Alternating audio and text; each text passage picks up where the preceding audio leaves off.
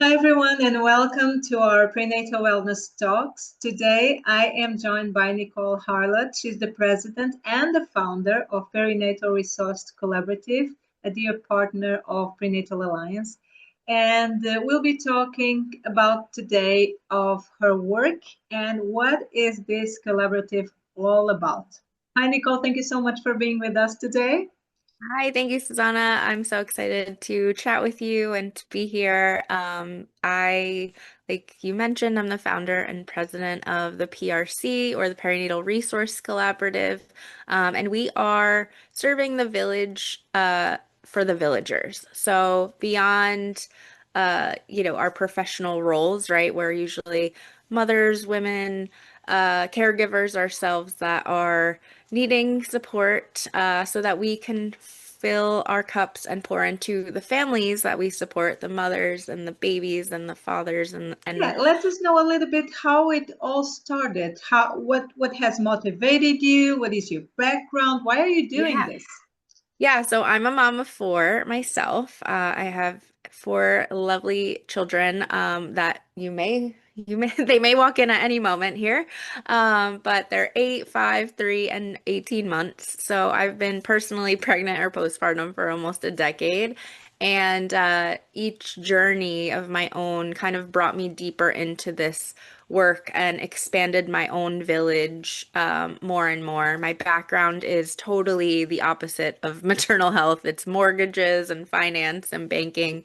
But my passion really led me here with, again, the multi experiences that I had. So I had severe postpartum OCD and anxiety after my first, which was really the springboard into the maternal health space and just the lack of education and awareness around those potential disorders after you give birth. And then with my second, just learning to really advocate for what I wanted and not just be strung along by what the doctors thought was better, and then wound up having two beautiful home births with my later two, surrounded by my sisters and just, doula and pelvic floor therapist and midwife and just this really community centered birth space and was like, wow, I really wish this to really be everyone's experience, whether it be at a home or a hospital or wherever they choose to birth, but how can we create these more collaborative care models and how do we connect these professionals and make it a movement to bring awareness that when you have all of these components of the village, the experience is just ultimately better, right? So that's our mission is to really bring that to light and not only connect the professionals, but the underlying why beyond that being to revolutionize and shift maternal health outcomes. So specifically, I'm in the United States and our statistics are terrible over here. So, partnering with, with other organizations, even outside of the US, bringing that wisdom inside to our professionals is really important as well. Yeah, and one of the things that I think about this wonderful community is that it integrates different perspectives of pregnancy, of birth, of postpartum. So you can find different professionals there that are connecting with each other and learning from each other. I wanted to know, you talked about your original vision for the collaborative, but how has it evolved over time? When did it all start? Yeah, so we started, it was actually a funny story. I told my husband I was going to take a step back from the work that I was doing because I was doing more like training and classes for professionals. And I wound up having my son in January of 2024. And a couple months after he was born, it was like March, April 1st was our official date. But the idea came in March. So I was like, I just want to keep my community together. So I'm gonna like create a Telegram group because I'm not a huge Facebook group fan. So it's like I'm gonna create a Telegram group and just invite in the network I already have and anyone who wants to be part of it. And I'll give a little bit, like a little mini training each week so that it's not, an hour class that I'm doing. And within 4 or 5 months, it evolved and exploded into I was like, oh, we could do a podcast and we can have a magazine and we can, do all of these things to really amplify the voices of the professionals and to create resources for the families that we're serving. So very quickly it shifted and evolved. And now we are about 270 members across the world. It's all virtual. We have a private hub that it's accessible from desktop. It's a private app as well that has our, community engagement. It has all of our resource library, our education library, our event calendar, chat feature within it. Like it's all in one now. It's evolved to this really cool one-stop shop for connection to all professionals. And in addition to just that virtual space, we do, Zoom calls and community events. We've done some in-person events as well. Um, but it's been just, yeah, this really cool evolution. So 2025, I would say, will be our first full year of, what it looks like now. But we have a really cool event also planned for February, to do like a worldwide virtual conference. So that's the only thing we haven't done yet, but is our plan for next year. Yeah, and it's wonderful. You talked about many of the resources that you have at the collaborative, as the hub, the podcast, the magazines opportunities, writing articles and sharing with others, the library, the training opportunities, the events that you have. So when we were invited into the collaborative, in the beginning, I thought, okay, what is this, right? It was for us, it was something new, but we definitely understood how important it is to be among other professionals, among other people that are also aiming for the same thing, which is to put the mother and the baby in the center of prenatal care and to have the opportunity to reach others and to support motherhood throughout the process. So collaboration is the core of the Yeah. Perinatal Resource Collaborative. And what do you think? I know that it's still young, but we are very excited for the work that you guys are doing. So what have been, in your experience, the most effective partnerships or strategies for driving this change that you want in the perinatal health field? Yeah, so I believe just, getting together, right? Just keep getting all in the same room, is really important.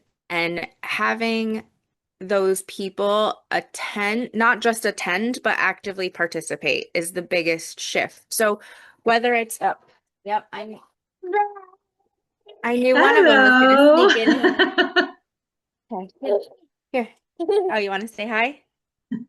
Hi. Um, so whether it's two people on a Zoom call, making an additional connection, or whether it's, 100 people in a room, I think I've been to a lot of conferences where it's, a lot of speakers speaking on all the statistics and how we can make things better. And those are wonderful, but what are we doing about it? So I think the big difference with the PRC is that we're aiming to make those attendees active participants. So, okay, this is what we can do, but like, what can you do in your community? How can you connect with your, local other professionals to make sure that collaborative care is really happening?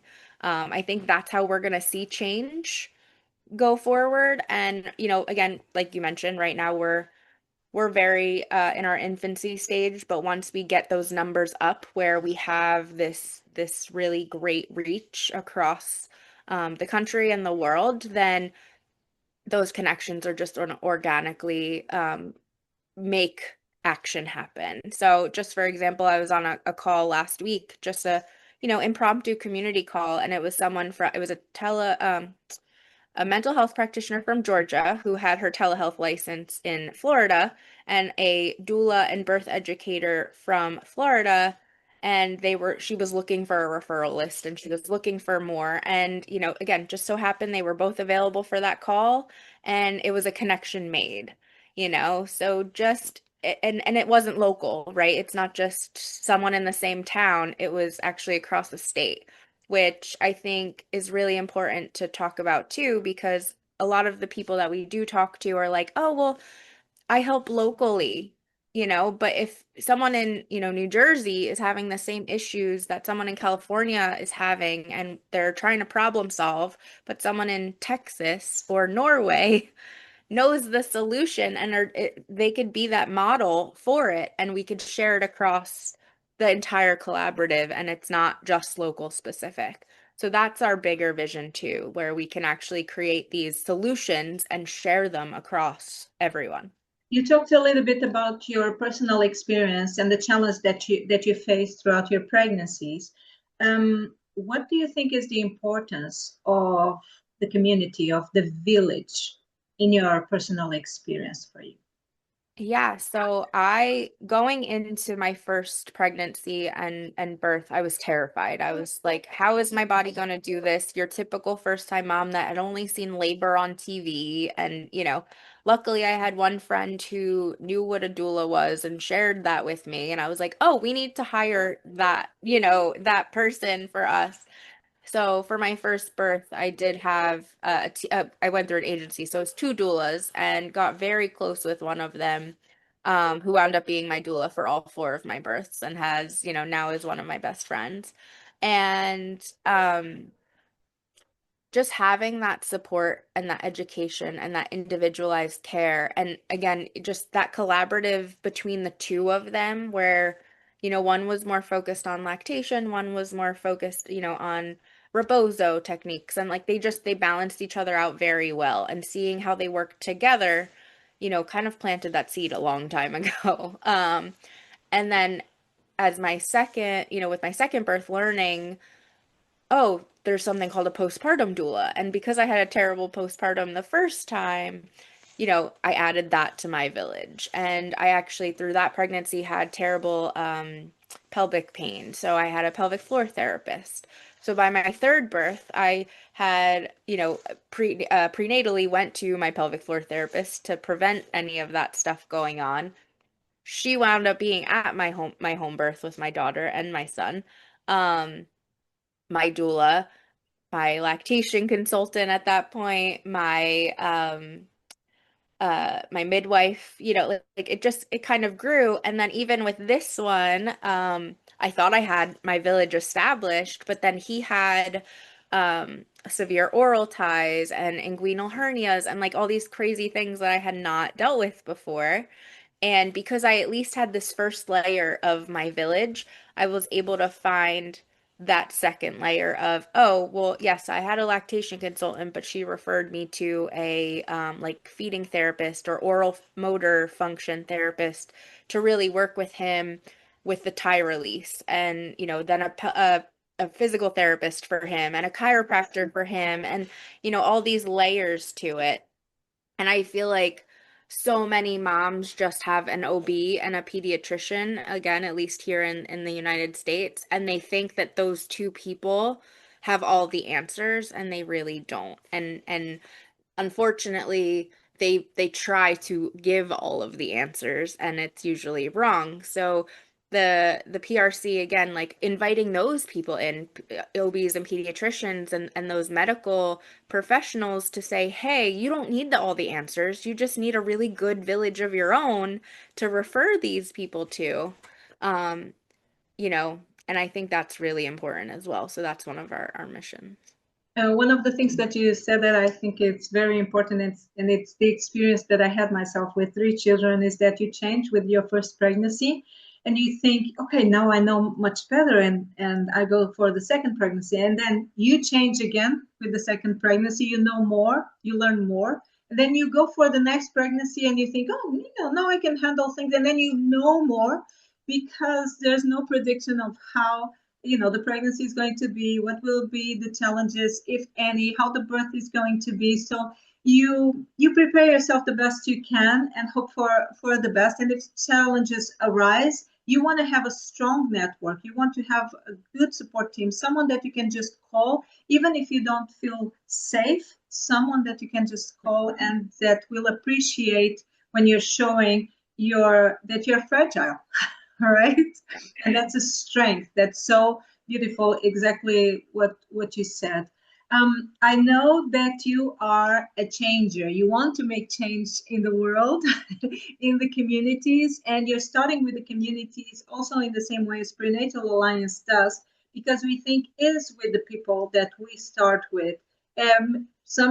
Maybe one day we'll have big resources to reach even more people, but that's how we start, is little by little um, dots in the ocean, then we're gonna make a big wave.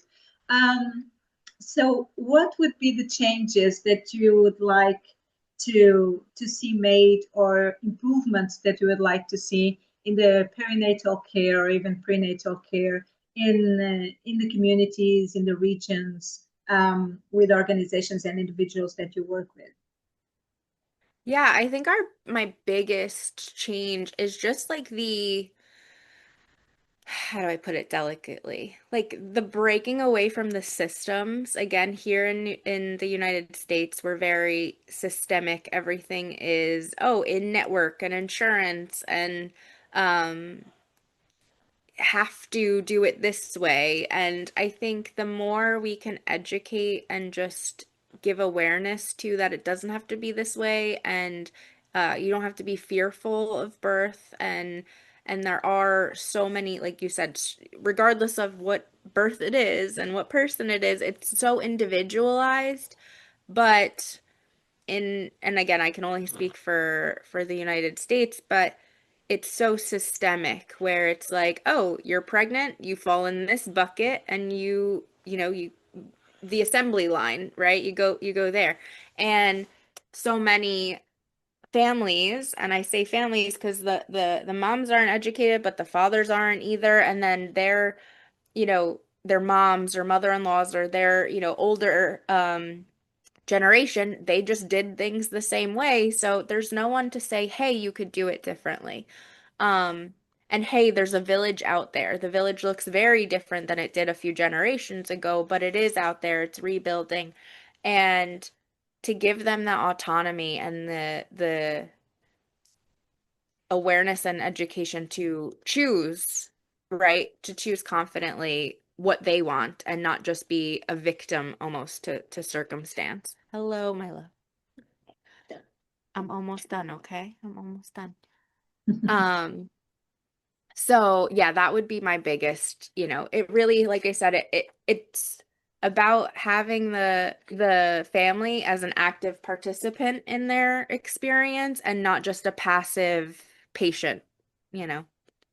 One of the things that you did immediately was to support our initiative of the World Pregnancy Day in March 22nd. You embraced that immediately, and it's creating momentum globally. What do you think is the role of Perinatal Resource Collaborative in this movement, and why do you think it is important to raise this awareness now?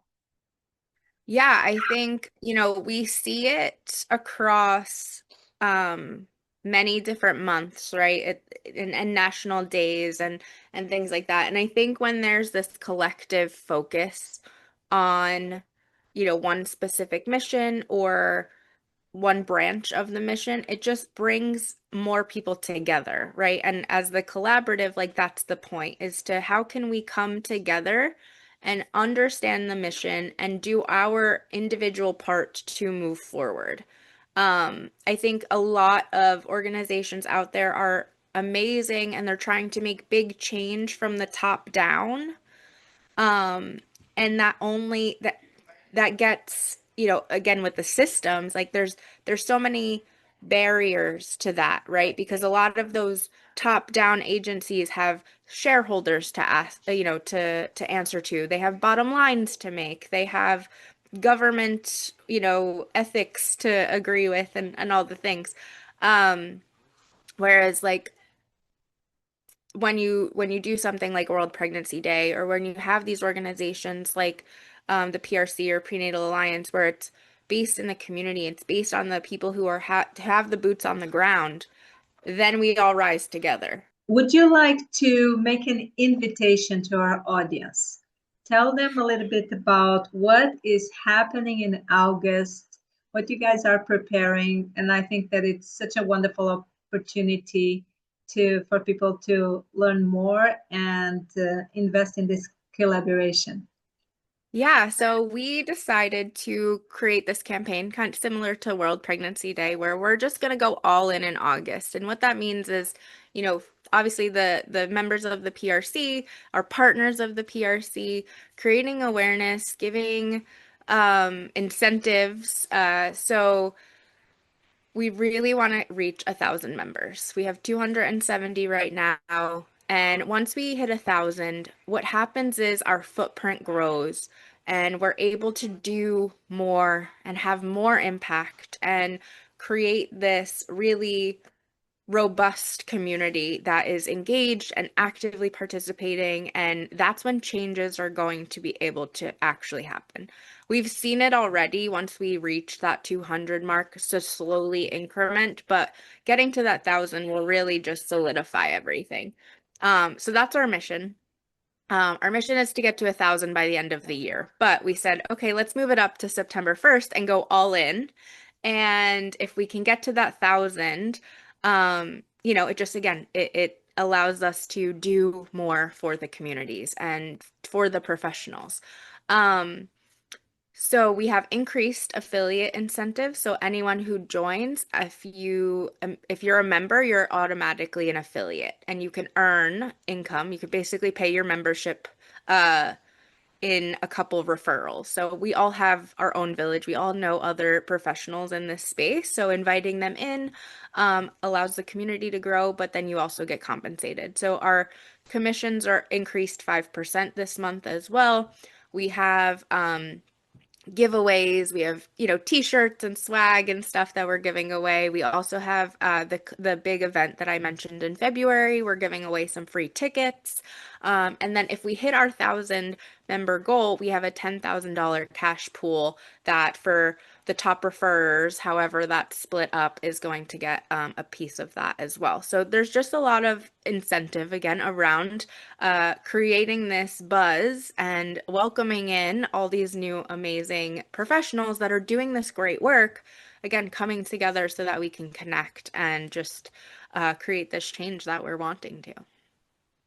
I would say that this has been a wonderful partnership, and I would invite all of our members, but also people who just want to not only share their work but learn more. This is one of the things that I think it has been such a wonderful, such a good thing about working with the collaborative is about learning new perspectives, knowing where people are, and being able to not only share our work but know what others are doing in the other part of the world. I remember that in one of our global summits that always happen when the World Pregnancy Day is celebrated, we had a midwife from Norway who was having a lot of challenges and difficulties with the system in Norway.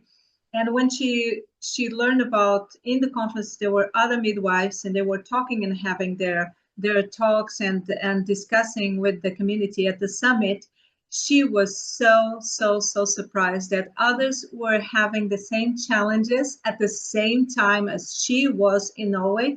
And these were people from the other side of the world. They were from the United States.